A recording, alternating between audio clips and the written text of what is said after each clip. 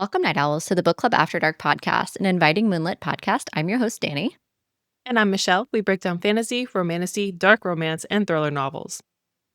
All things enchanting, intriguing, suspenseful, and maybe a little spicy.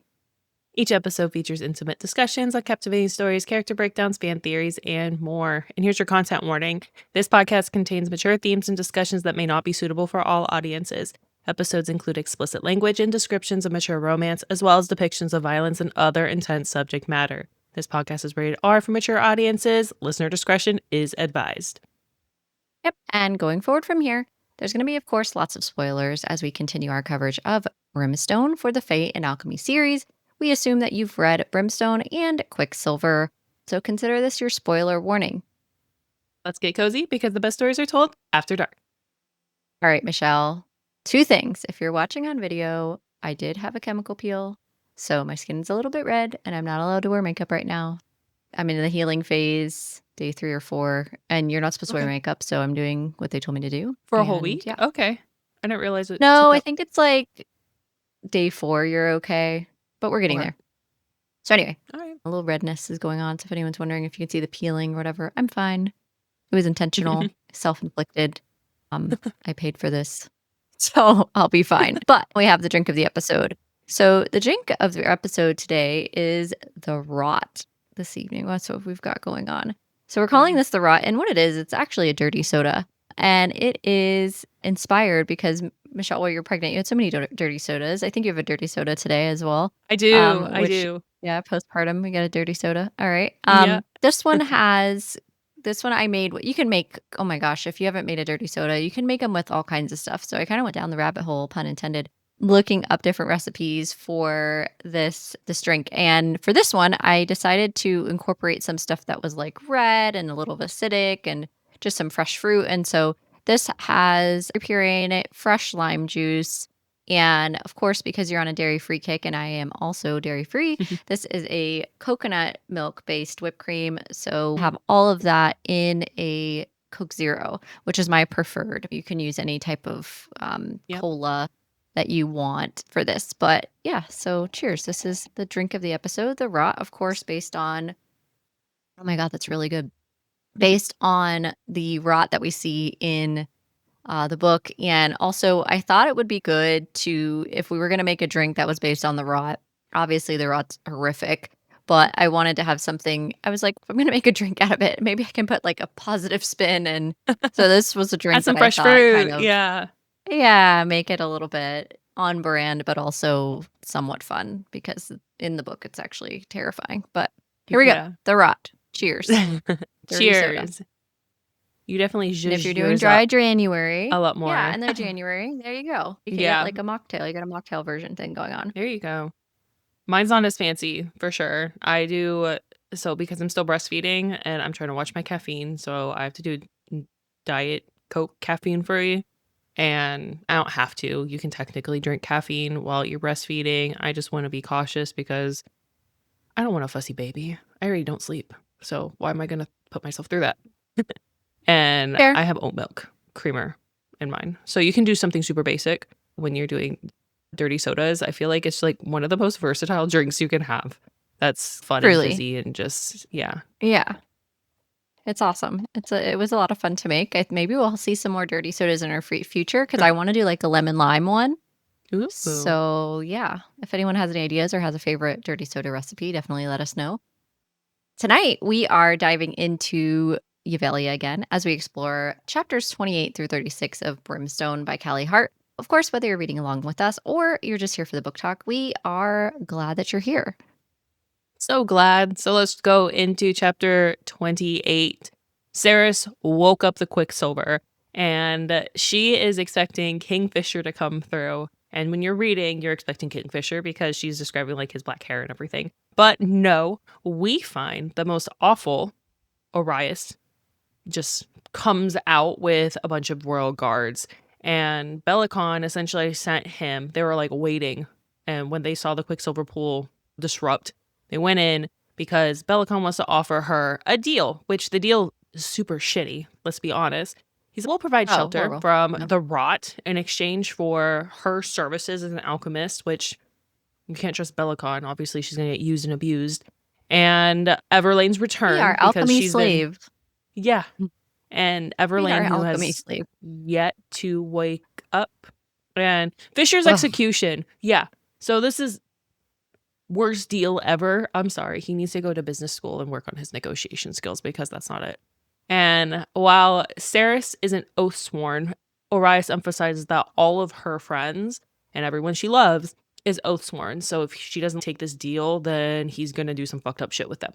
It backs her into the corner. But ultimately, she's just, yeah, fuck y'all. And she, since the Quicksilver rune has been activated or sealed, she turns Solus into these two swords, which are Eramar and Selenir, and they represent mercy and honor. So I think that's really cool that, one, she's able to do that. She's just able to manipulate the Quicksilver at will. Now we're seeing her come into like more of her true power as an alchemist, where she's been dabbling around before. And two, this further pays tribute to the Quicksilver being like of the gods, right? Because it named themselves. The swords named themselves at this point. So she Yeah. didn't name them.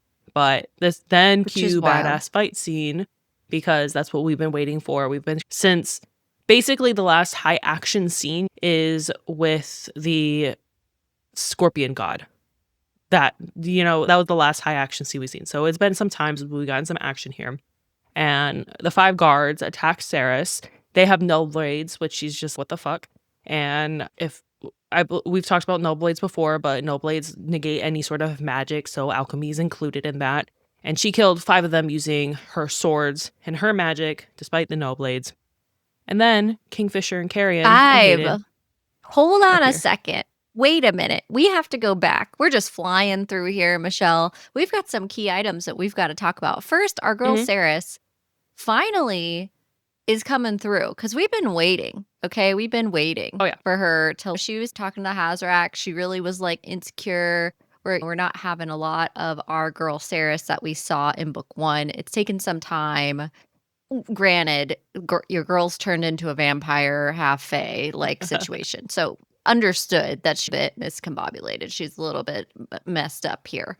And so it took her a while to get herself together. And we're finally seeing this in chapter 28, where she's like, I'm fucking done pussyfooting around here, for lack of a better term. I'm coming into my own and I'm just going to figure this shit out. And so her making these 2 swords, we need to understand like how big of a deal this is in this world, that she comes into her own power and just knows that she can manipulate the Quicksilver in such a way that she tells it what she wants. She's, I already know I'm going to compel you to become 2. Like, this is just huge. This is a huge moment for her.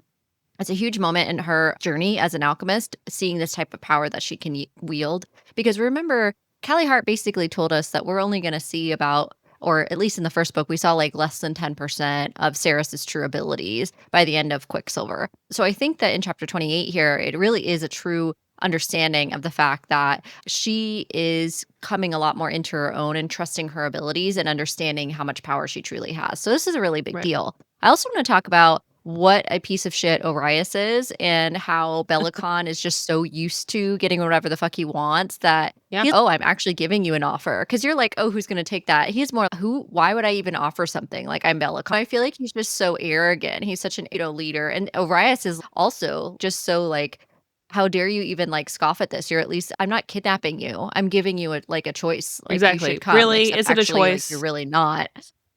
No, but still, it's not a choice at all. He's such a dick about it. He's not like, oh, look, come with us. Look at all these things we offer you. It's more like, come with us or you're going to die.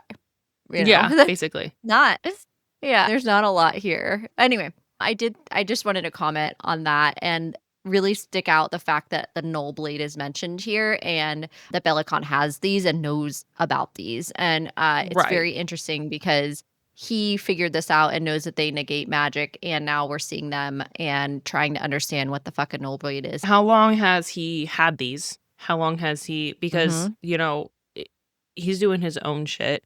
How long has he known about the rot?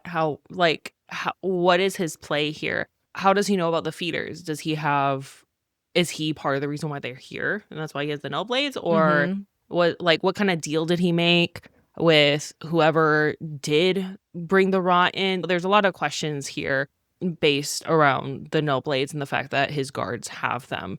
But yeah. So no blades, they exist. Also, after this encounter, we have Kingfisher, Carrion, and Hayden. They appear through the Quicksilver. And what's really fun with this part of the scene is Kingfisher literally witnesses Saeris be a badass again. Because he's, what the holy shit, you were able to defeat all 5 of these guards on your own, really not breaking a sweat so much, just because she is honed in on her magic. And Kingfisher ultimately wants to kill Orias, right? Because he's the only one left. Yeah. He's like, why do you deserve to live? And then Saeris is, no, let's send him with a message. I'm just like, girl, he'll get the message when Orias doesn't show back. You don't have to send him with the message. The message is very clear when he doesn't return. Yeah. That means he's dead. You don't have to do this. But Saeris, I don't want to kill, blah, blah, blah.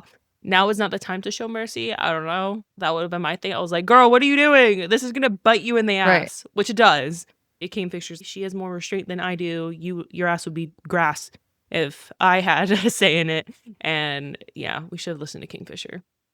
But he Right. is like 1800 years old, and he's trying to give Yeah. Saeris a little bit of a, I'll let you make decisions here. Sometimes when you're 24, you don't need to make decisions. So even though she's queen and she's a badass, there are times where you're still 24. You don't have experience. For this part. Yep. Yeah. Oh, so in this fight scene too, when Kingfisher comes through following this and is like sees what's happening here, he actually asks her if she needs help, and she's no. And I liked this moment too because it's empowering for her, because a lot of times in romantasy and just any fantasy, it's always like damsel in distress, I have to go immediately save her. And Kingfisher is just like mind to mind. Do you need me to like step in here? And she's no, I got this. He's like, Right. okay. And lets her have her moment to do this herself. And I like seeing that theme across a lot of more modern fantasy. Like, Mhm. I feel like with more classical fantasy, or even like fantasy did a decade ago, it was very much more damsel in distress and I need my prince, blah And blah don't get blah. us Classic Disney there's princess. a time and I place. Yeah. Oh yeah, for sure. But now we see more and more modern romantasy that's no, the woman's the badass. It's more of like the underdog, who am I, a human to be able to conquer all these things, and it's more of thematic of just because of who you are and where you come from doesn't mean you're not able to reach these high attainable goals and be a complete badass in and of your own. So I do that Yeah. theme. Callie Hart does a fantastic job in really underlining that, as well as a lot of more modern romantasy authors as well. Agreed. It's a really good new thing that we're seeing a lot more of. I wish it wasn't new, to be fair. Here we are. So it's a Progress. newish thing that we do see more of. We see it. I think we've seen it quite a bit, but to your point, it's taken a while for that to be true in romantasy and in fantasy, to see that happen, and I'm here for it. I do love a good damsel in distress, though. Every once in a while, it's nice to have the damsel in distress moments where they're there for Love a each good other, Disney and I think we princess. saw quite a bit of that. Ah, Yeah, but we saw quite a bit of that Daddy, I love him. in yeah, but we did see quite a bit of that in book 1. So Yeah. we have our moments, and then she's now come into her own. She's got her own thing going. One other thing that happens here in this scene is her Quicksilver rune like locks into place. And so this was a really powerful key point of chapter 28 as well. Brings us into chapter 29 and Hayden. What a guy. That guy, Hayden. He deserves a best brother mug. Best brother in the world. Yeah, Yeah. exactly. So he comes through the Quicksilver pool, and Taylena ends up watching over Hayden for a time. And so they don't have like much of a conversation here just yet. But Saeris needs to rest because obviously she just killed 5 dudes and she's done quite a bit here. So Archer has the fire sprites go and get her room and bath ready. And then there's this comment, if we talked about it a little bit with Orias, he had mentioned in the previous chapter that all of the soldiers with Belicon are oathbound. The meaning of what he's saying here is to say that, oh, don't forget, by the way, like Kingfisher included, all of the Lupoprelia, they've all been oathbound to me. And this is problematic because we have, what are we going to do if Saeris needs them or they're in a time of need? But then Fisher is, just so you know, like, this has to still do with the fact that it's distance related. So if Belicon's not near me, I'm no longer tied to any requirements for him. How Kalish protects him as well. He's saying, hey, as long as I'm a significant distance from him, he no longer wields that power over us. But yeah, it is true. If we are close, I am duty bound, like oath bound, not just like a little bit, not like I just said a couple words, but like magically tied to and bound to Belicon and whatever Belicon wishes. So she's a little concerned about this. But then, of course, we have spicy time because this is a natural segue into such Yeah, things. of Um, course. After serious conversation, well, she distracts with the. yeah, right. And so, what were your thoughts about that? Because I feel like we went from a really deep, serious conversation to, oh, let's hook up now. What were you thinking in that moment? But it's not hooking up with them anymore. It's they That's haven't true. seen each other and they haven't seen each other in 3 days. And honestly, if I haven't seen my husband in 3 days, I'd be like, okay.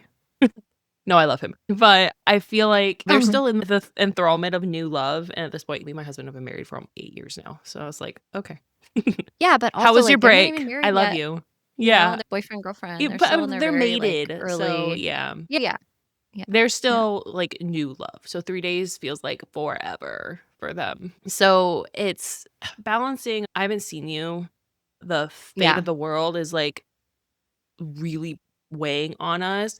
And I just got hit with some bad news. And the natural way to, if you're in a very loving and healthy relationship, to express immense passion is through sex. So I know a lot of people were like, the sex was, there was too much of it and it was meh, because how dare they be in a healthy relationship and have sex, Right. because that's not, we like reading toxic things and red flags and all that stuff. But Mhm. it really just solidifies their security in each other and their long-term relationship. So I didn't really feel like it was much of a tone switch in terms of that, because they're having an intimate conversation. So physically and Mhm. like emotionally, they're having an intimate moment. So naturally, it's a progression to the physical, which escalates the emotional. Do you have similar I thoughts or agree. something And I different? Okay.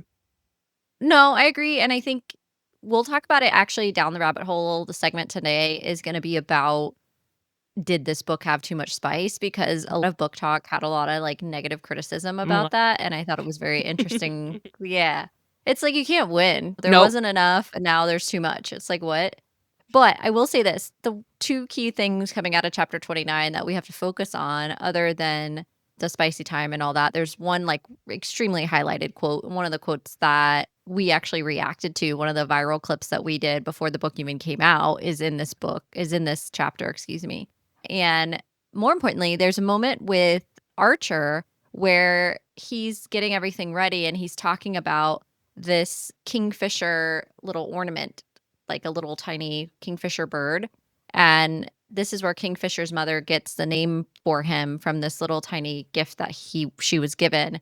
And we don't think much of this at the time. We're just like, oh, Archer says this in passing. We have to remind ourselves that Callie Hart does nothing without intention. For her to bring up this little ornament thing that was Adina's, that Lady Adina's, who is Kingfisher's mother, and talking about his name, you're just like, oh, that's okay. That's like where the nickname for Kingfisher comes from. We don't know his Fae name, but this is where his nickname comes from. That's cool.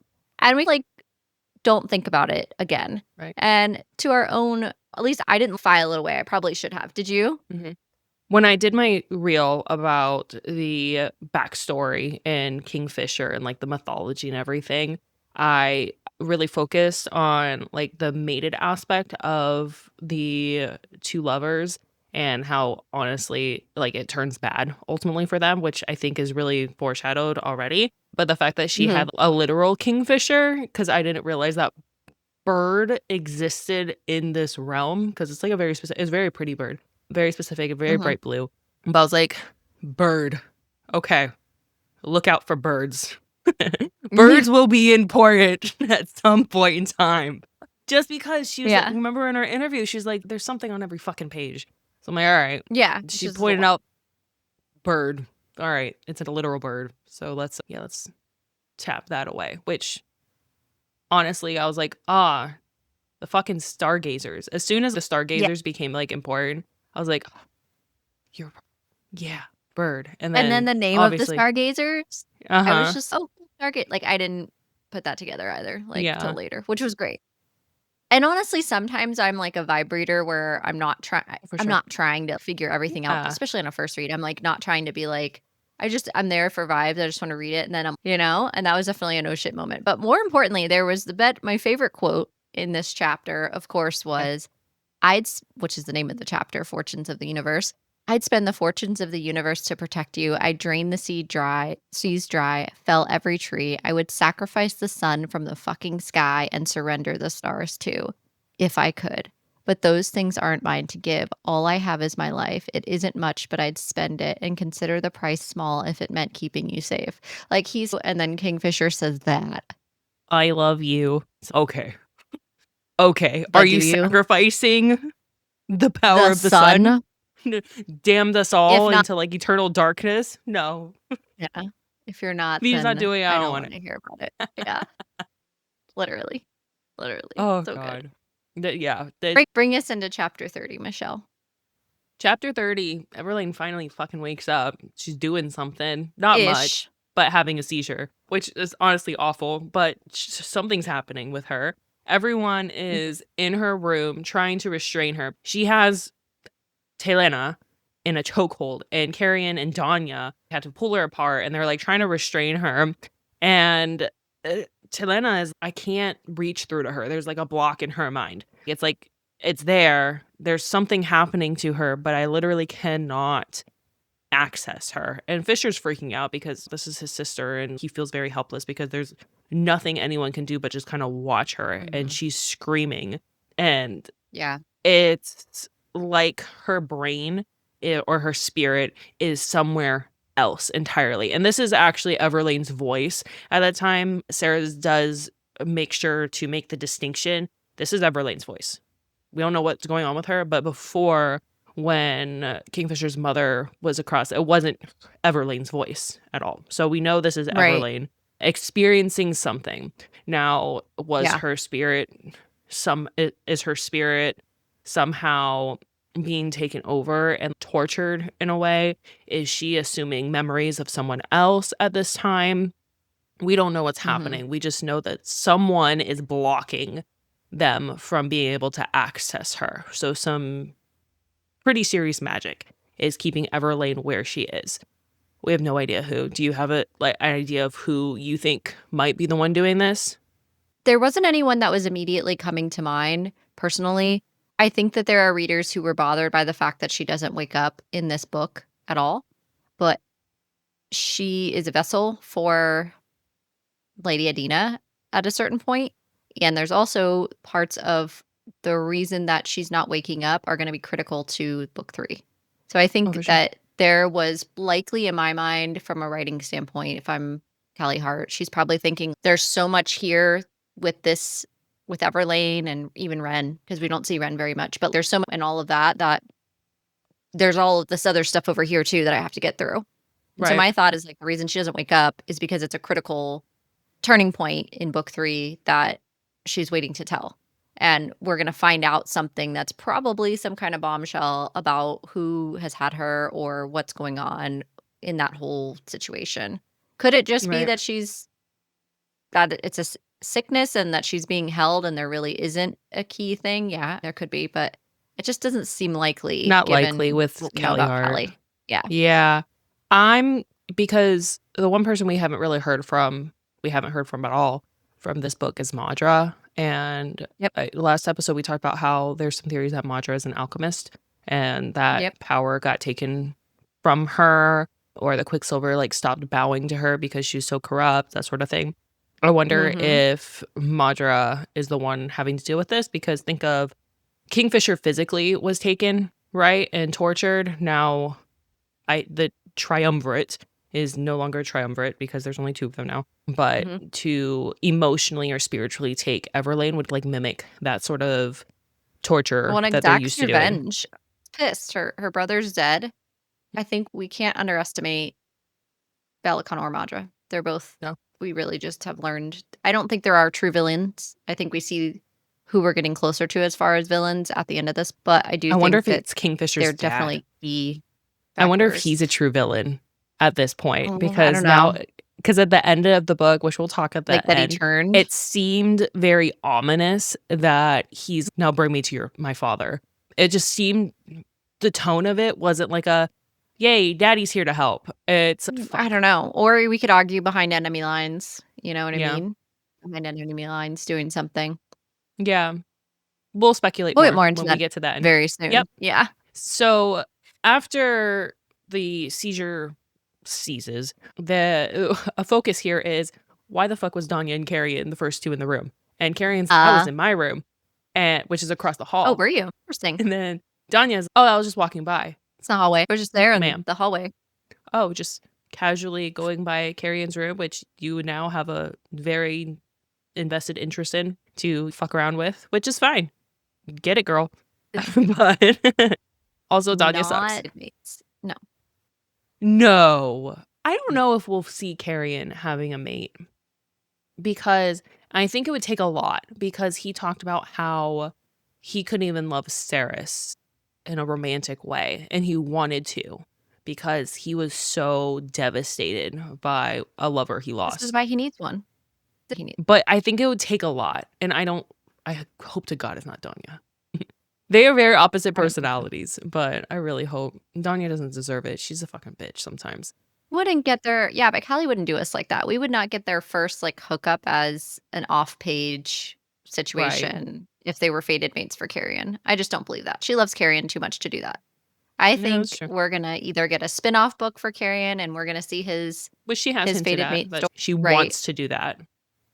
Granted, Or maybe we're gonna see something in book 3 because we don't have that love interest piece happening anymore now that Kingfisher and Saeris are together. I predict remember it's in either this gonna be realm, Renfis and Everlane, or we're gonna see Carrion and we're gonna meet someone that could be for Carrion. right? That's But my remember thought. in this I don't know. realm, fated mates is like not a common thing. It's actually a bad thing. That's why it's so ominous. It's your mates, but you're not fated in this realm. So I don't know That's if we'll fair. get like a fated mate for anyone else. They're just mates. No, That's I what feel like if anyone was gonna get Helena was one, talking about. Carrion, the Diananthus heir. So if there's anyone who, I don't know, statistical likelihood, just I feel like if somebody's gonna get one, it would be him. Right. But maybe not. Maybe I can Maybe. totally be wrong here. We'll see. So after all of this happens, they have to essentially, as a team, check on the rot, see if it's spreading, do all of their politically stuff as well. So Mhm. Fisher decides to abandon the border because they're losing too many men. They can't do anything with the rot, which Danya hates. She has to listen because he's in charge. They also need Ishabal to help bring Everlane out of her state. So they're like, let's get the witch back. So the person that has to do that, of course, is Lorith, who, for whatever reason, which Hates her. we don't entirely know, hates the witches in general, but Hates him. hates her. And then Fisher, Carrie, and Saeris go back to Imontreath to research more. And I love this part because, Carrion's, yeah, you guys are going to all do your important stuff, and I'm just going to sit here and be a useless lump. And Fisher's, shut up, you're going with us. And Saeris, because Saeris has been missing out on, like, how much they're, like, a bromance now.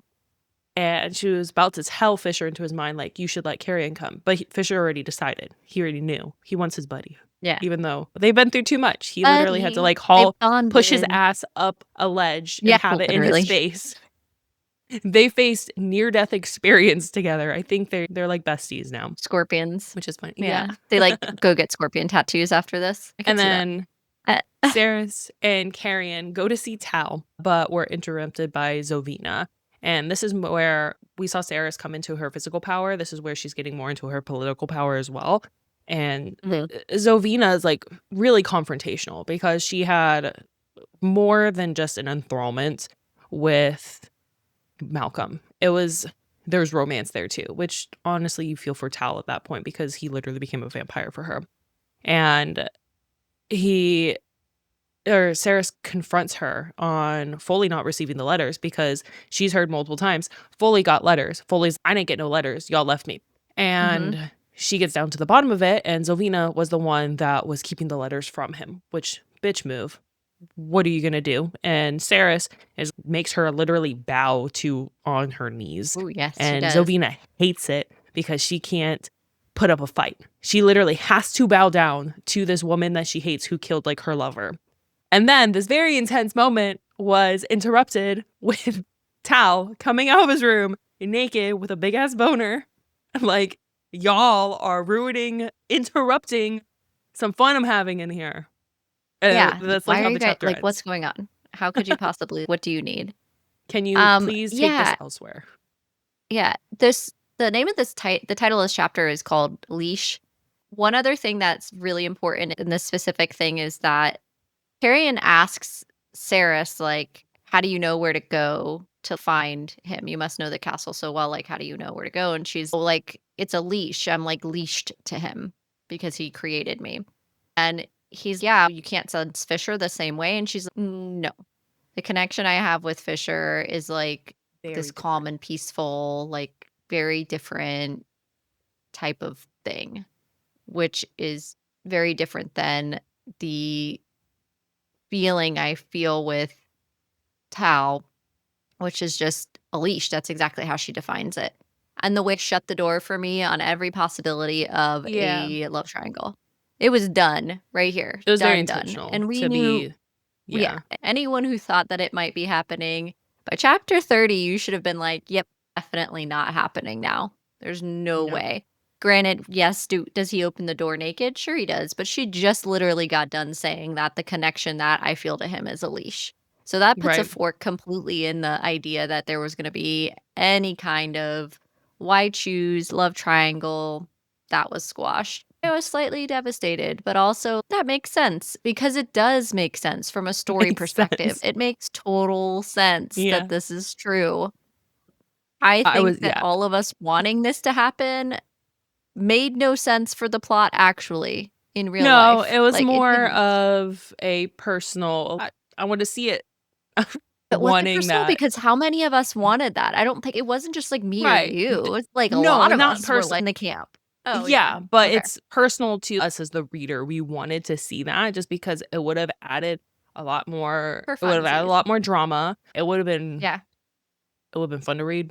Yes. And but it doesn't make sense in terms of the fated mates aspect of it No. for the I storyline. mean, literal lawn of the gods talking about how they're mated. Okay? Right. Like, you can't say that in book 1 and then be like, "Oh, she's a vampire now she loves this other dude." That just doesn't it just They could have undoes for everything she fun. just said. They Yeah. could have for Well, okay, fun. Michelle, for fun. Yeah. Doesn't have to be You know, serious. when and S just get a ex sticker. When in exactly. Amentreya. So lead us into chapter 31, Danny. All right. So chapter 31, we are back to Fisher's POV because we're rushing to go get Tal and we're in Versus point of view. And that's another thing I loved about this book is the dual narration from Fisher Yeah. and Saris. And from a listening perspective, we have two narrators on the Yeah. audiobook, and that was great too. And they're fantastic. So really enjoyed that. Chapter 31, which is titled Vapor and Smoke. It's very important that we're titling that, but also there's some very key things that we find out about Foley in this chapter and also maybe about the whole universe that we're in. So let's get into it. Fisher starts the chapter off by singing to Onyx. We love a dog Mhm. dad. That's the Dog best. dad. He has a moment where he's walking through Amontreath, and again, we have multiple points of view. So we have Fisher bouncing back and forth between Saris and Fisher. This audiobook is incredible, by the way, for those who Mm. didn't do immersive audio and read it at the same time. If you haven't done that, I What are you recommend waiting before for? book 3 to do the audio. Yeah, literally, it's so good. Multiple voices, so you're not getting a female voice doing a man's voice, etc. You have two different audio narrators, and they're both Which, incredible. I digress. So, honestly, Callie Hart has spoiled audiobooks for me. And not just Callie Hart, but any author who chooses to have the dual point of view because I've listened to some phenomenal books, but it's narrated by either a man or a woman doing all the voices. I'm just like, yeah. It's not it as doesn't hit as good. well. No, it It's just not. doesn't. Even if the story is It's probably budget phenomenal. related. For Which is sure, I you're think hiring Podium 2 people Entertainment instead of 1. Podium Yeah, and Podium A Entertainment is the one splurge. who yeah, so I think there's definitely some more money there, so Right. I digress. Go listen to the audiobook. You should do it. Back to Fisher's point of view. Kingfisher singing to Onyx, and he's mentioning to himself, I'm singing to the fucking dog, and he is. Which doesn't say the fucking dog, but he is. He's singing to the dog. And so he's a dog dad now. He's fully embraced it. He loves himself some Onyx and is at their little besties. Loves him too because he brings him a pine cone as thanks, and it's so sweet. Very good moment. His little offering. Fisher, yeah. And Fisher finally is going to seek out Foley. I've been waiting for this moment for a little bit now because Foley has just been, he believed Lorith, but like Foley needs to hear from Fisher himself. So we finally have this moment in chapter 31 where Foley and Fisher meet in a library and they have the conversation about how Saeris and Fisher are truly fated mates and they have this bond. They love each other. Fisher wants Foley to come back to college and he doesn't care that he's a vampire because look at his restraint. And he talks about that. But more importantly, we find out that Foley is actually a lord's son, and had Bellicon not murdered the true king, he would have been second in line only to Carrion, basically. So Foley is pretty high ranking. And as we already know, Foley can be somebody who would be an extremely helpful advisor to Saeris because of everything he knows from this library and everything he's read over the time that he spent there as alchemy. And also just in line, he just knows a lot in general from his history and him being a lord. So this is information that we find out that King Rorik was the true king before. His father was Warwick Briarstone, and so Foley would be Foley Briarstone. And he was the second most powerful male in Uvelia, would have been second in line. So interesting here. One thing that gets mentioned in like a paragraph and a half, so maybe 6 sentences total, is this orrery. Okay? And if you don't know what an orrery is, you do. You just didn't know it was called an orrery like myself. And it is basically this, how do I put it? It's like the solar system, but like the solar system display where the sun is in the middle, like all the Spinning, planets move. yeah. Yeah, it like moves around and it can be built. And so there's more intricate ones and the building of them is important because it's like a true, this is how far equal distance this is from this planet, from the sun. And it matters because you need to have the measurements correct to verify the accuracy of the actual display. So one thing that was interesting was he's talking about the library. Kingfisher's talking in about the library, and he was fascinated as a kid by orreries, and he thought it was really cool. And then he sees this one in this library in Amontreath, and he's, wow, this is a really cool orrery. And he makes this comment that's 2 sentences long, and it says, this orrery was very different from the one in my father's study. The alignment and the number of planets was different. It was beautiful to me. And the word number is italicized. None of the other words are. You could all say this means nothing. Sure. I don't believe it. I think this orrery thing is really relevant. I think there's something we're going to find about the planets, about this entire universe, this cosmos, whatever you want to call it. We're going to find out more in book 3. I think that there was a setup of this in book 1 with Quicksilver because we can go to other worlds and travel through other worlds with the Quicksilver. Yeah. I think this is something else that ties to this. Maybe this is an alchemist's orrery. How do we know whose this was? The idea that it was Malcolm's seems unlikely to me. I'm just wondering how much more there is to this. And I don't know. I thought it was interesting. I highlighted it. What were your thoughts? And remember, for whatever reason, Kingfisher's mom trusted Malcolm, or at least Malcolm's library, enough to be the host of like her biggest life secret. The literal reason why she is alive is to prophesy the destination of the universe is going to be. And tied her magic to his library. So I think there's a lot more here. Part of me, I'm like, oh, okay. There's just, think of like how long ago Kingfisher would have seen that orrery compared to like now. Or even like how long in time from when he saw the orrery versus when the Quicksilver pool stopped. There could have been a lot more travel there. And I think a lot of it is to emphasize how vast the world is But I think it's really important that you emphasize that she highlighted number. So maybe we didn't get a specific number.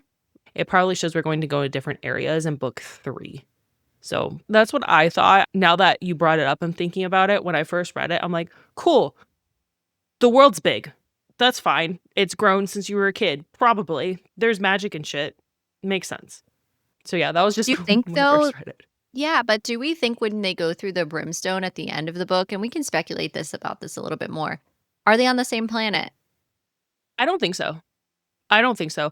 I think because what we understand of like worlds is very like, so we have Earth, right? And Earth has like so many components or countries, and it's very vast to explore. But then when I honestly picture things in like Callie Hart series, I picture more of Star Wars, like Zovarin's Tatooine.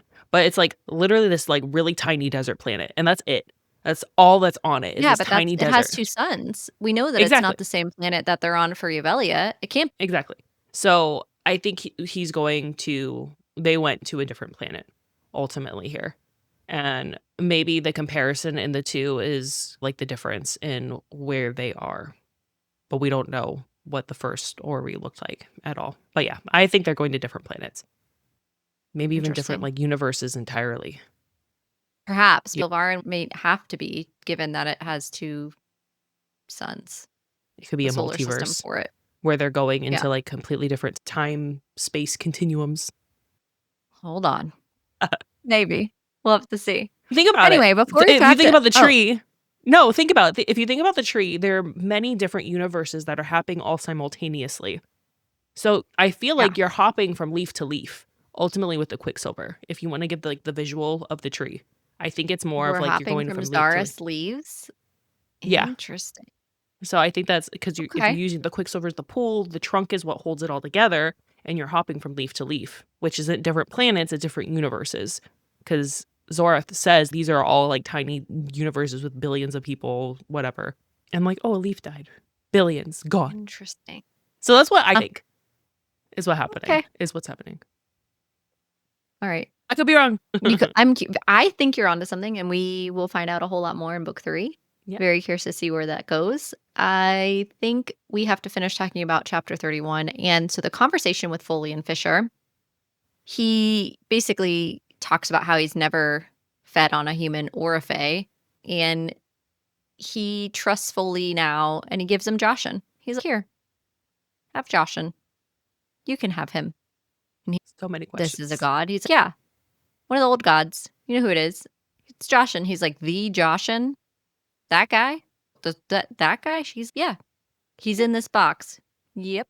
He's in the box. I made a bargain with him. You bargained with Joshin. He's in the box. So here you go. Tell me more. Foley's the fuck. So poor Foley. He's gonna go to college now, and now he gets to watch over Joshin in this Be little the box. keeper of So Josh. yeah. Poor Fisher is just, I'm done with this thing. But also poor Foley, because, hey, Foley, I haven't seen you in how long? Oh, cool. I need you to come and help out my fated mate. And also, can you watch over this miniature demon? Thank you. Here you go. Aye, Captain. So Foley's like, all right, cool. I'll do it. Just tell me the secret. That's I feel like he's like the Yeah. keeper of secrets. That's like Oh, his for sure. thing. Yeah. Littlefinger from Game of But a Thrones. good way, like not a Yeah. betrayer. No. Betrayer, Littlefinger. Which, if you haven't watched Game of Thrones by now, again, it's too late for you. We're sorry, not too sorry, No. because it's been out for a very long time. And you Very should go much. watch it, by the way, if you haven't watched it. So go do that. Chapter 32, we go back to Tal, and he's having a very fun time with 7 Fae females. And Saeris is very much like blushing, like, I don't want to look at it. And I feel like him being like fully erect is like making it worse because you want to look, but you don't want to look. Ian has no shame. And he's like, how do I Mm-mm. get invited to one of these? And Tal Yeah. is, join us. Like meeting Carrion, because Carrion's usually the one like, I'm going to stir some shit up. I'm going to be Yeah. a shameless flirt. And Tal matches his energy, and Karen's, oh, Mhm. this seems like a big ask for me. I've never 7. That's a lot. And then, Just kidding. And you're like, wait, right. what? Yeah. And then we find out here also that Carrion, he doesn't discriminate. He chooses his Oh, no. lovers how he sees fit. And Tal very much shuts that down as well. Yeah, I don't do that. And Carrion's like, I could change you. And Tal's like, I'll let you Yeah. know. He's like, no, you would have already thought about it if you actually wanted to. So he gets like disappointed from that. And it just shows Yeah, like because how Tal's, like, he's not interested in him, and he's like, no. "Look at me. What do you mean?" Think about Carrion's been a fae in a shitty human realm. So he's been the most gorgeous man around, and he's used to like people flocking to him, and really he's able to get his way and tells, Mhm. yeah, no. Like literally all of us are gorgeous. You're just not, I don't care You're who just you are. okay. You're just Yeah. okay. You're the heir to the throne, but you're just okay. He's like, damn it. I'm just gonna go run back to my little plants. And we see a lot more of Carrion like not wanting to come to like himself in the Dianthus line. And I feel like if we had a Carrion point of view at these parts, I would have been upset with him as I was as Saeris, because Saeris is fighting her. I don't want to be queen, but I have to be. And Carrion's very much doing the very same thing. It wasn't as He annoying is. just because we weren't getting his perspective. But I'm sure it would have been really fucking annoying. He would have been tending to his plants. Oh. I don't want to be king. I just want to play with my Mhm. plants. And yeah, we learn more about the Nullblades. Tal doesn't like them. He wants essentially Saeris to throw it off the highest cliff possible and just never just be rid of it. And Sarah's like, you know what? That's actually a very good idea. I'm going to do that the first chance I get, because this is not, don't want to do with that. Yeah. And Tal focuses on the even light ball, which is coming up. And Saeris has been like piecing out on her queenly duties. And you literally need to be there. You need to be present. You need to get your fucking dress fitted and stop bitching about it. And you need to pick a new Yeah. Lord of Midnight, because that's what you have to do. You came into this role. Did you want it? Not really, but this is what we got here. And Saeris is immediately, I just want to go run away from my responsibilities again because I don't want to. And she goes to the library, and the Stargazers end up attacking her. And Saeris just, what is going on? And they just stop. And she opens one of the Stargazers and realizes there's writing about alchemists on each bird. And they're pages of a book. And then she's, oh, I need to get all of them. And she collects all of them. And the book has a dedication. It says, for you, God's blessed. Thank you for loving my boy, E. So we know this is hers specifically. When the Stargazers attacked her, she essentially got a paper cut on her cheek. And the blood was to like verify that's her. Which I'm thinking, now that's like blood magic, right? Her identity. But Kingfisher's mom wouldn't have had her blood. Some sort of blood magic is going on here. And Adina, essentially, her first big ask is to keep the book secret from Kingfisher. And I know this is going to be hard, but you need to keep it secret from him. And Sarah says, no, I'm not going to do that. So she tells Kingfisher, immediately. It's like when you're at work, you're like, this is between us. And you're like, yes, this is between us. And then you go tell like your work bestie, like, this is what's going on.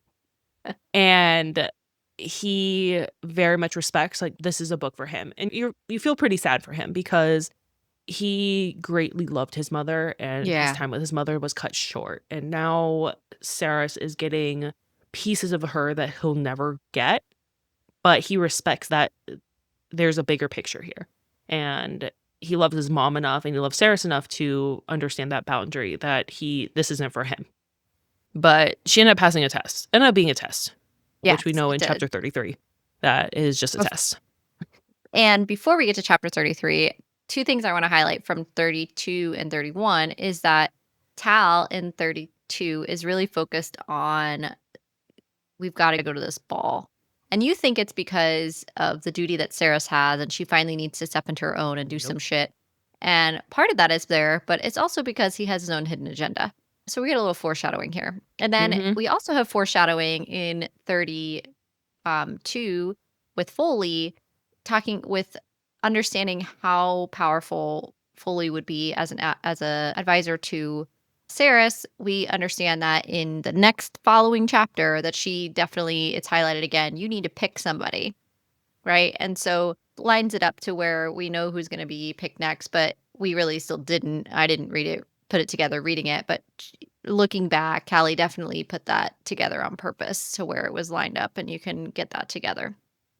Moving into chapter 33, titled No Regrets, it's Kingfisher's point of view, and he's reading the letter that she gives the book to Kingfisher, and It's a test, like you said, and there's even a quote from Medina that says, "The bond that binds you both will be the strongest, like, of all the different versions she sees, if she places this book into your hands, and I wish I could explain more." So, he just knows that the line of which however many multitudes, variations of how they could meet would go, the strongest one that could have happened went that way. And of course, the title of the chapter is No Regrets. And his mother, who's trapped somewhere for basically until this gets resolved, she says specifically that she has no regrets of what happened to her Yeah. and that she loves him and that she's proud of him. And I feel like it's this.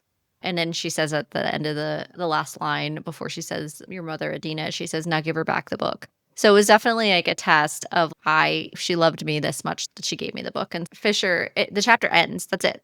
That's all of chapter 33. Yeah. I loved that. I thought it was great. Fisher needed that Mhm. closure, and he needed that. He's been desperate for that level of connection to his mom, and I was so happy to read chapter 33 that he actually got that, and that there was Right. no gray. It wasn't a question of if she loved him. There wasn't a question of if she had regrets. There wasn't a question of her intention with this. There was no gray. And I actually really liked how definitive each period was of those sentences and called out like they were in a row. So it was even more like overstated versus it being in a paragraph laid out, no, like all down a line. So I enjoyed that. Yeah. It was very powerful.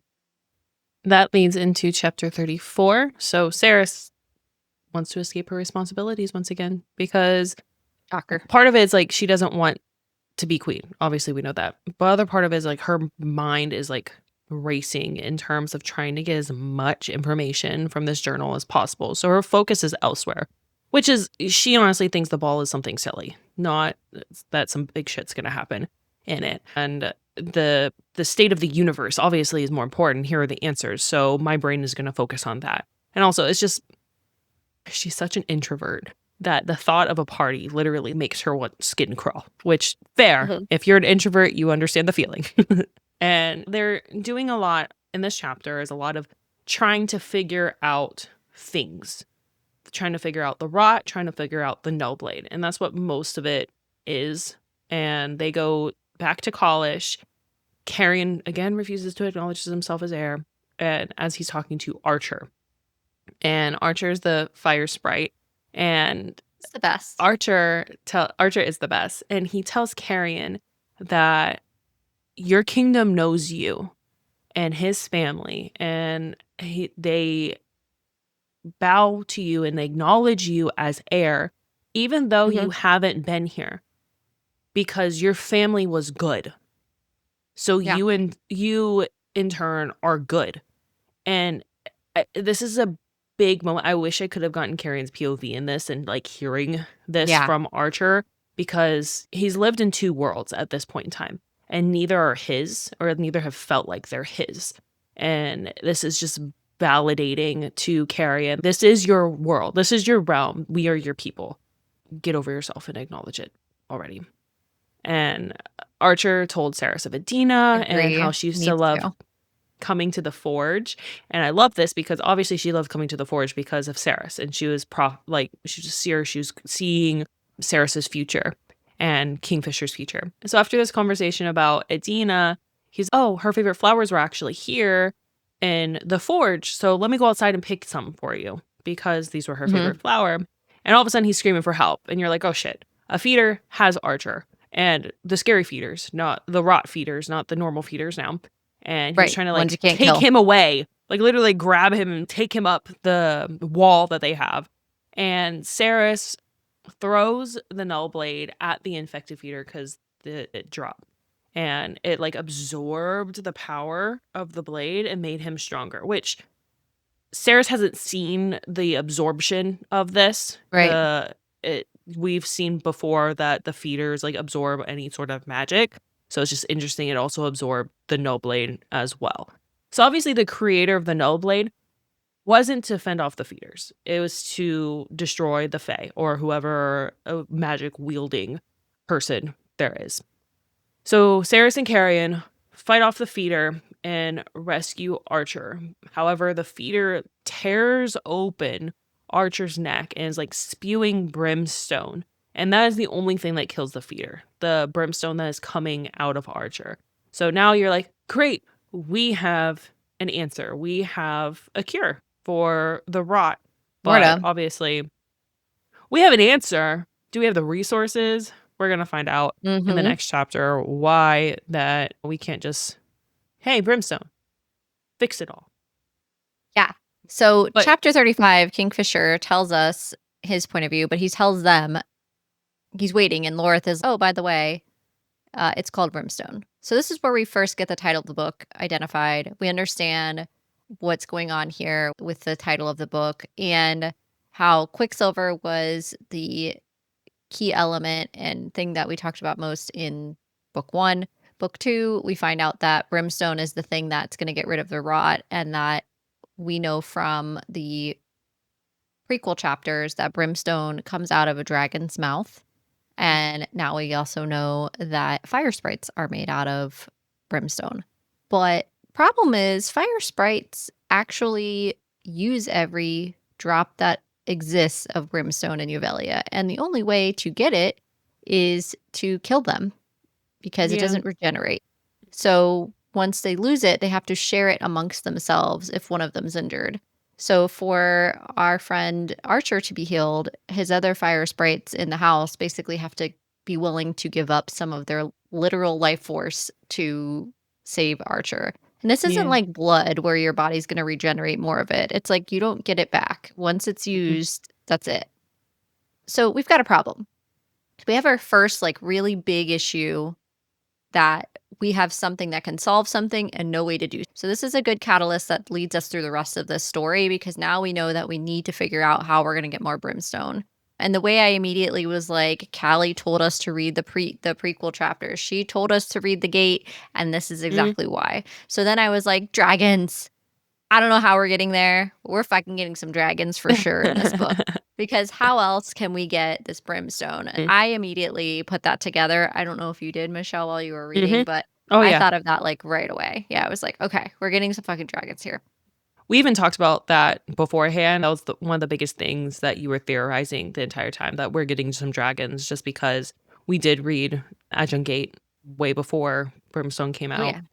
In the map, the dragons were more detailed as well. We definitely theorized or talked a lot about that, and now we're gonna fucking get some. Yeah. And so I also think, too, that it's worth mentioning. Previous episode, we identified a theory we did not get. This episode, we got We a got theory one. right. So that feels good. We got one, which was pretty obvious, but that's okay.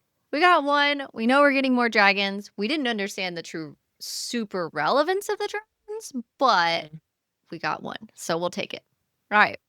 It does feel good to get one. Do I need to get one? Yeah. No. But does it feel good to get one? Yes, it does. Of course. So Saeris and Kingfisher end up going up to the roof to get a few moments of quiet and some peace. There's a conversation that they have about Kingfisher's had his own magic, and that Kingfisher's father commanded the shadows. We don't realize at the time, and it's in the chapter titled Brimstone, and the way I did not piece together this foreshadowing at all. So we didn't got the foreshadowing that with Brimstone being relevant and being tied to dragons and all that, but I didn't piece Kingfisher's dad to dragons, even though she's saying it in this chapter too. He's also like, the title is it's titled Brimstone. I'm telling you that Here's the Kingfisher's dad. dad has the shadows. I have a lot of information here. Very intentional. And that all his stories he knows of his father came from Archer. So we assume that's because Archer was in the household. We don't know if that's because Archer knew his dad at some other point historically. We don't know what's all involved in that. And then Fisher takes Saeris over to Huntsman's cottage, which we know from before. They shared their dream in the cottage and they have their moment there. There's so much in this chapter that it just is. There's so much information that I feel like you can't. It's like Kelly said, she's like giving you so much stuff, and you can't even wrap your mind around everything that's there. Right. And it's just, yeah. Yeah. No, there's for sure a lot, because there's a lot of layering that Callie does.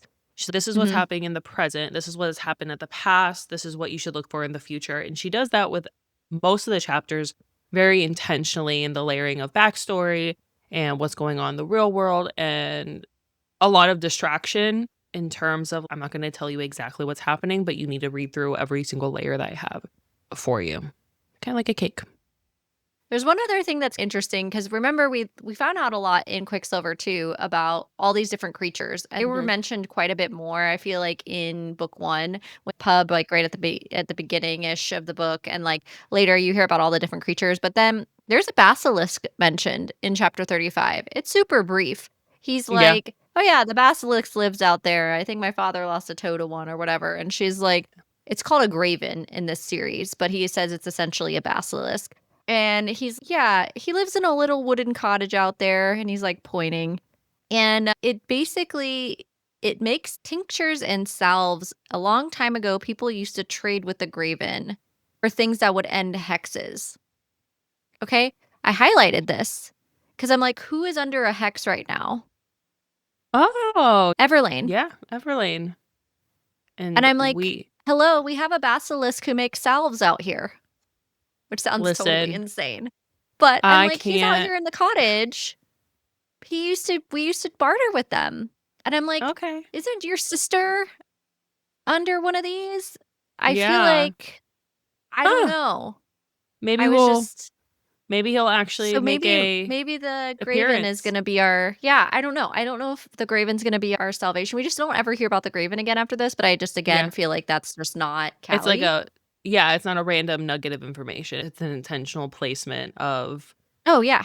yeah. Interesting. I don't Okay. know. Thought I honestly didn't think about it because I was like looking at just well, okay, you're this not is just some supposed to. It's so backstory. fast. Yeah. Yeah, it's so And fast, and he honestly, says it, like, so quickly, and he's just like, yeah. "Yeah, old this was the old way." And you don't like and I highlighted, I'm like, "We've got a girl in a major hex situation here." We gotta Like, figure we this have out. somebody who is Maybe not the waking up. Graven. Yeah. So, I don't know if we're Okay. gonna see the Graven help Everlane, but that's a theory for book 3. So, we're gonna That'd have be to, like, interesting. start Yeah. plotting our theories now. We gotta get, like, our list going. We We've got got a 2. title theory. We've got no, we've got 3. We've got a couple different ones. Yeah, we have some theories on where we think things are going. We've got some matchmaking ideas that we think could happen. Mhm. Now we've got I think the Graven could be a key factor in who There saves we go. Everlane. Okay. I don't know. What are we bartering? I don't know yet. I don't know, but I just didn't think that it was thrown for no reason. I feel Yeah, like there was good probably catch. a reason told us that. So, There you anyway. okay. All right, then that leads us into our last chapter for this episode, which is chapter 36. And Hayden wakes up, unlike Everlane. He actually wakes up Walker. and he is awful to Saeris. All Mhm. Saeris has done for him.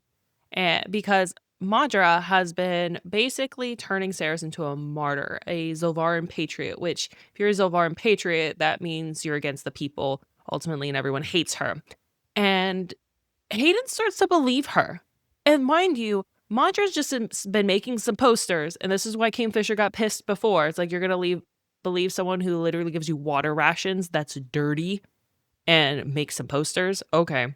And Saeris, he believes that Saeris has just been getting extra food rations and getting a lot of water because she actually does work for Madra.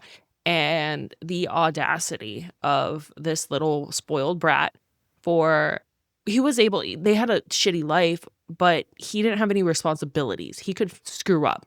Saris didn't have that option because his life and her life depended on her getting food, her getting water, her getting this extra stuff so they weren't literally dying, even though they were. They didn't have a home or anything. And The yeah, disappointment. yeah. And Saris just punches him in the face because how fucking dare him? And I, Also, and the way both of us have brothers, I think makes this hit different because the level of betrayal is just, yeah, how did you not trust me as your sister? What is going on? Or sibling. It doesn't gender's irrelevant, but it's like, right. what the fuck, man?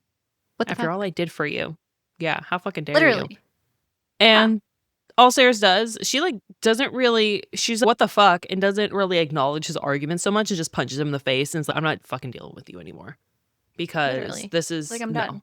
I'm not doing this. I The eye roll literally just I had. rescued you. But no. Okay. And then they were interrupted because the Brimstone rune was on fire on her hand. Mhm. So she was freaking out because it was her. It was like burning. And she Yeah. immediately goes to Adina's book to read. And she has to, this is where we get the rules of the journal. She can't skip ahead. So she writes, I'm breaking all the laws of the universe with this gambit. But for it to work, you cannot skip ahead in this book. So there has to be a duality of trust here. Yeah. Adina obviously trusts Saeris, and Saeris has to trust Adina that her word is gold and she needs the information at a very precise moment. And she can't get the information too soon or it'll impact the decisions she makes later on. So it's very Yeah. space-time continuum is very delicate and it's like time travel Mhm. and all that stuff. And if even one of her moves is off based on what Adina has foreseen in the future, then everything's ruined. So she has to be very precise in that, and Mhm. Saris has to have some self-restraint because obviously she wants to figure out what's wrong with her and how to fix like all the runes and everything, but she can't do that. And then at the end of this chapter, we get some really awful news that Renfis is missing because Renfis has been gone because his job was to go to the line and to get a read on the rot. Then he's supposed to go to other areas and tell them about the rot and try to get them out of there as much as possible or try to have help. And so he's just been gone this entire time. And we're like, oh, yeah, it's fine. Renfis is gone. And the fact I read this, I'm like, no, he's gone. He can't be Yeah. gone. And the entire time, I'm like, fucking Bellicon has him. Like, he has to have him. That's the Mhm. only reason. So Yeah. we just get that bomb right there. Course. And, like, Ren, we haven't heard from him in so long, and we forget about him. I didn't, like, forget he was, like, out doing Fisher's work and Stuff, stuff, but but, you're like, like, you're just he's off like, doing "It's some stuff. It's fine." fine. Yeah. You Nothing know? is ever fine in Avelia. Also, Adina just drops some, like, really key stuff here. It's like, nobody a lot of alchemists don't accept the second rune, and they don't complete it because it's so powerful that they either don't survive it or they're not willing to give up the cost, Mhm. and you will read things that will prevent you from facing the challenges in front of you for fear of the ones ahead. The way that this book sets us up where we don't get the whole book, meaning Adina's book, not Brimstone, but Adina's book within the book. Callie only gives us specific quotes on purpose. She only gives us sections of the book that Saeris is willing to give us so that we get to see. I'm very curious in book 3 how that's all going to lay out, especially because we have Kingfisher POV chapters. So Saeris is in a room with him, but we don't get to see what she's thinking. And I think that's going to be a really interesting way that this is all going to lay out of how this is all set up because you're not going to, she doesn't want to spoil the story for herself because she can't read ahead. And the other part is with the Brimstone rune, she's going to have to accept something and change herself physically again with this rune.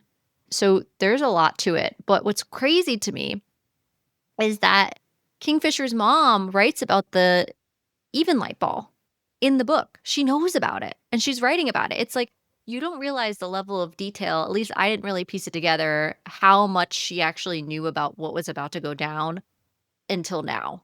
Like she knows that Saris has to go to this ball. She knows that this is gonna. She sees the whole like of all these different myriad of paths. She sees all these different ways of here's how you're gonna handle an appointment awaits for your even light ball, and so it was so much, and I'm so curious to see like how this all goes down eventually. I think she But has the it just worst seemed, power in the world. That would be the biggest headache. Like you can see all these different paths of the future oh at a yeah, time, and one thing changes and it changes the entire she's hmm literally seeing the future step by step as someone's living their life before they've lived it and multiple different levels of their life. That'd be the worst thing ever. I don't want to know the future. I don't want to know other people's and future. she I her don't own. know. Yeah.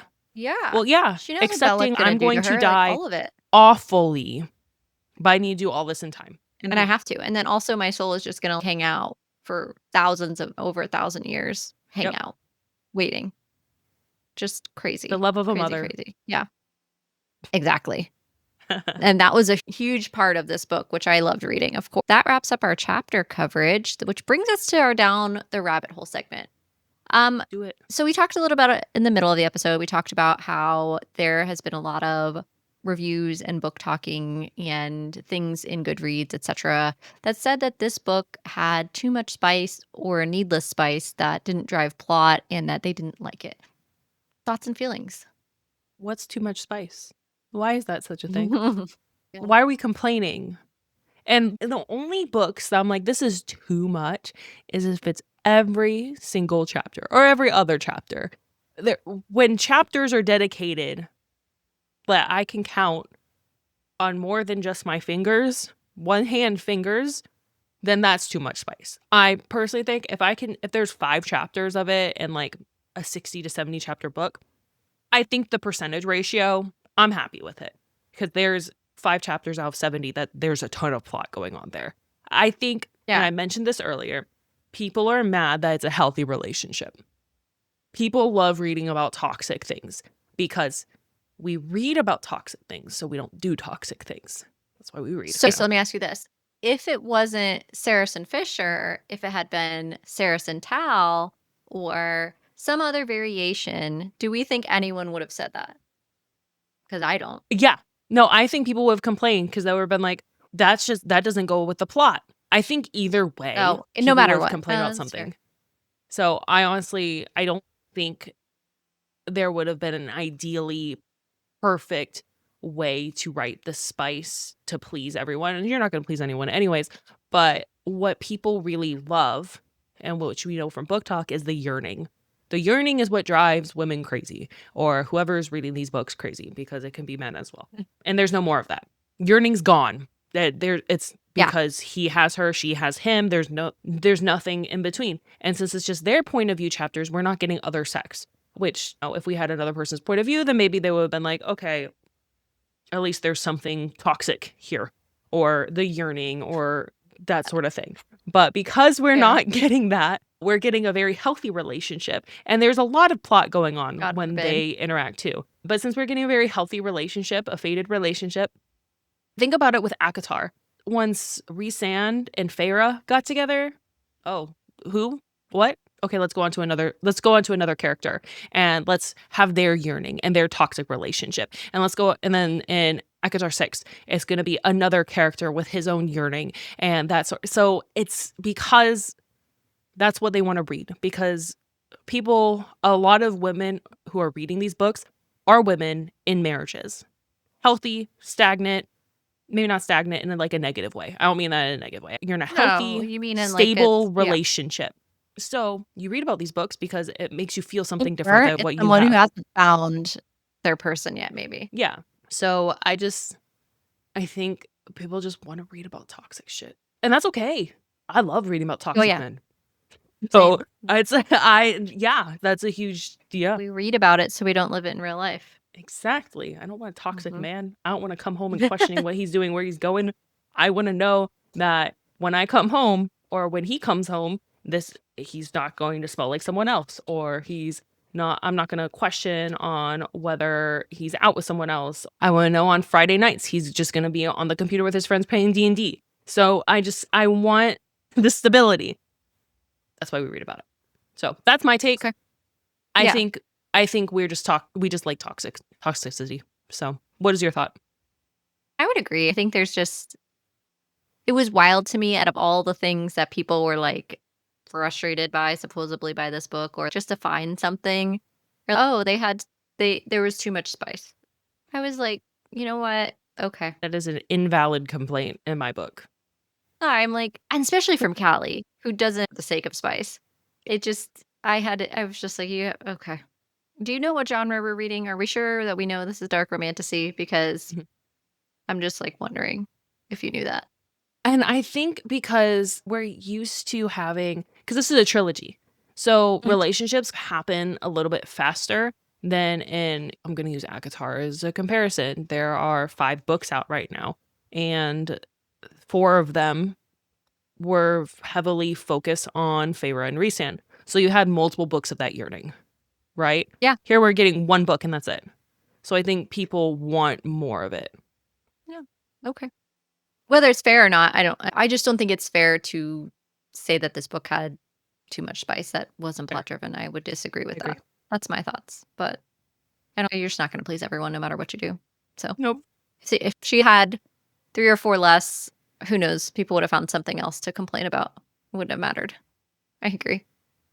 All right, let's move on to our last Mystery segment before I Q&A. wrap up. Mystery Q&A. All right. All So right. my question for you, given that I had a chemical peel, is what type of treatment, if any, would you either highly recommend to everyone to go get one, or B, don't I would never go do this again to myself from like a spa?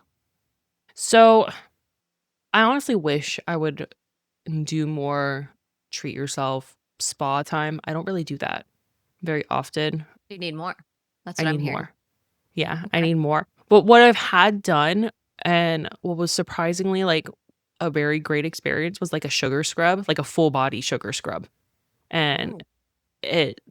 it's like a massage, but they're using like a scrub on you so all the dead skin goes off and it just your body feels so new afterwards. And they really just get in there, get all the dead skin off, and you could obviously scrub yourself. It's more relaxing when you're in a dark room and there you don't someone else is doing it to you for you. Yeah. Exactly. So that was probably one of my more not basic spa treatments. Everyone get a pedicure, get a manicure, take care of yourself in that sort of way. But yeah, I really enjoyed the sugar scrub. What about you? I'm thinking that we need to have a book club after dark spa day. That's what I'm hearing. That's like the I'm Honestly, hearing. I wouldn't mind that. Being postpartum, not everything is need some girl Yeah. time. Girl time. Yeah. Let's do it. Stone massage. If Oh, you can do like an upgrade for it, or you can add it to your package thing or whatever it is that you're getting done, sounds like it's not that it sounds like it's okay, but I really like that. You have to be okay with the temperature and stuff like that, obviously. It's not for everybody. But I really enjoyed the hot stone massage. So I guess on the same level. And honestly, the chemical peel, this is the first one I've had done probably in a really long time. And I so far, it's for the treatment of like hyperpigmentation and like acne scarring, which are 2 things that I wanted to work on. So it okay. was recommended. And the treatment itself, it burned as you would imagine.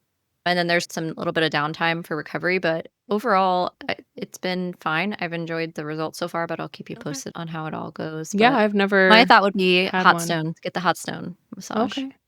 Do All it. right, awesome. I'll report All back on right. my chemical peel findings. Yes, Yeah. please. I've never had one. I've never really had a friend or someone I know had one. So report back Okay. for sure. I will. I have some scarring up here from I was in a car accident when I was 4, 5, pre-K, and the airbag blew up in my face. And since then, I've had a lot of scarring on my Shit. face. Yeah. Also, how you Yeah. know you're old is because, you were sitting up front when that happened, and nowadays you can't. Yeah. I actually wasn't supposed to be. It was my brother had a soccer game, and it was like me and my mom were in the car. And I was watching the soccer, or it was a soccer practice.